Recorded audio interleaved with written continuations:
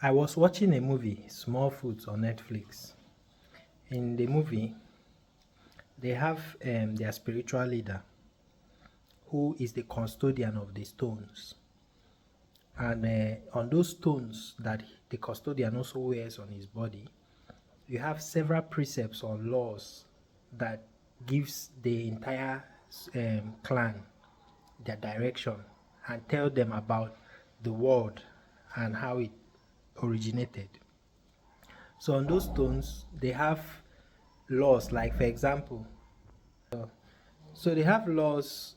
For example, they have a law about small food. Small food, because in that clan they are very gigantic creatures, but they now have small food. Small food is referring to the human being that have smaller feet than the giants, have. So now they have other laws about, because they are living at the peak of a mountain that is like in a cold region. So at that peak, when you look into the environment, you are just beyond the mountain, you are just seeing cloud, and you can't see below. So the part of their understanding, or what they are being handed over, is that there are two giant elephants carrying that mountain, and below those two giant elephants is nothing. So assuming you fell off the cliff, you fall into nothingness. So that's one thing that is written on those their stones that the spiritual leader is carrying. Now, coming back to the small food. So they also said that small food does not exist. One of those stones, that's human beings don't exist according to this movie. So as the movie unfolded, one of the individuals or of the clan now had an accident that exposed him to a small foot. So he came back home very happy and eager to tell his fellow members in the clan that, hey, I've seen a small foot. So they were all very surprised and trying to find out more. And then the spiritual leader came. So the spiritual leader came and reminded everybody that there is no small foot, that it does not exist. So, but the young individual that met the small foot was sure and was saying, no, I met small foot. And that's what he's telling them. So the spiritual leader now asked, so if you are saying you met small foot, and me, I'm telling you that there is no small foot, are you now saying that the stones, which everybody in that clan knows to be truth and the right thing and believe in, that the stones are wrong? The young individual that made the small food, when presented with this question, are you saying the stones are wrong? This is what your parents handed over to you, everything.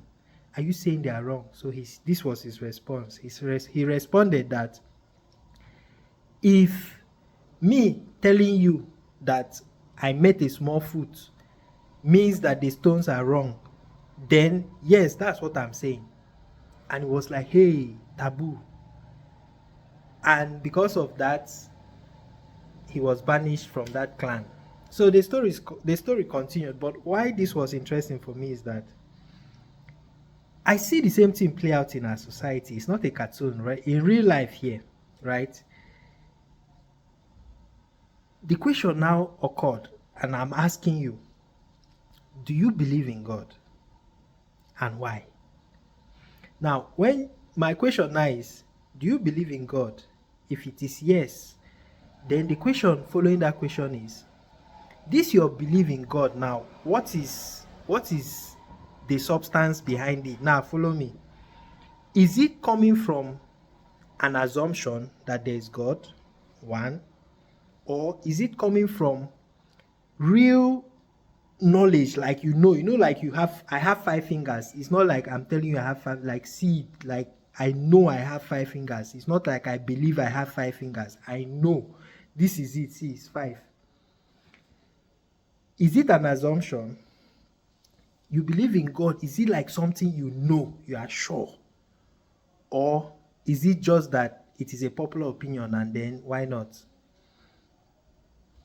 Because it is if you watch this movie, following my story, you will see everybody in the society agrees that there is no small foot.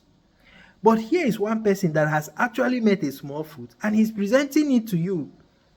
Then you people, the movie, they are not telling him to say the truth. Say the truth. How can you be saying that there's small foot when the stones are saying that there's no small foot? And he's saying that if me telling you that I saw small foot is countering the stones, then that is what I'm saying.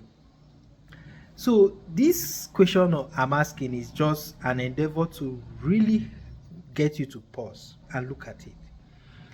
Because for me, I don't know if there is God or not. That's just my own truth. Like, I don't know.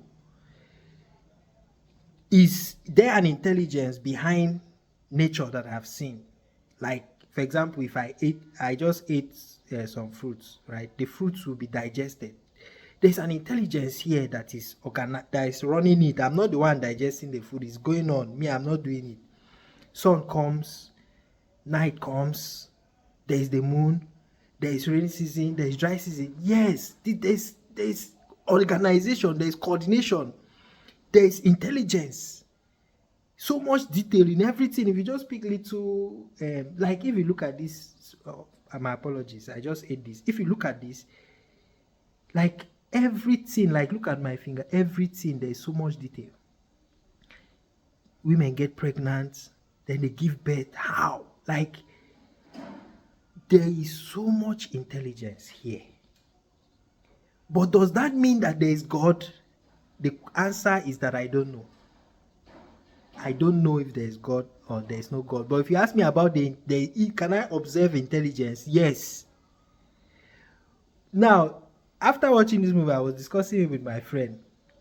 And my friend now came back to me and told me this thing that, see, there is order in the universe. That because there is order, then there is God. I say, oh yeah, calm down. Calm down.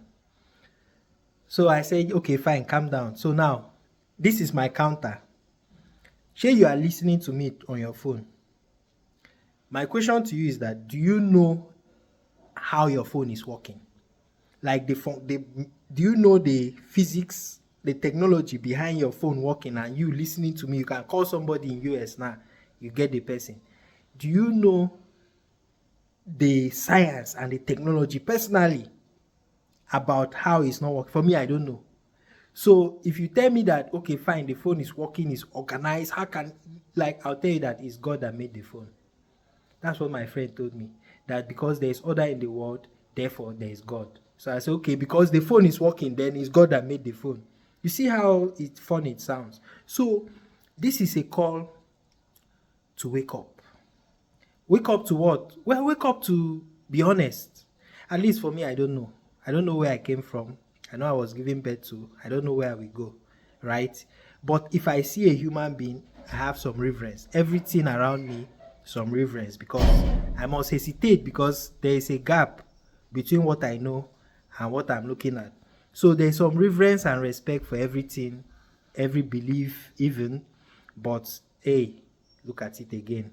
Really, if you find time, if you can, watch Small Foot. You will see what I'm saying.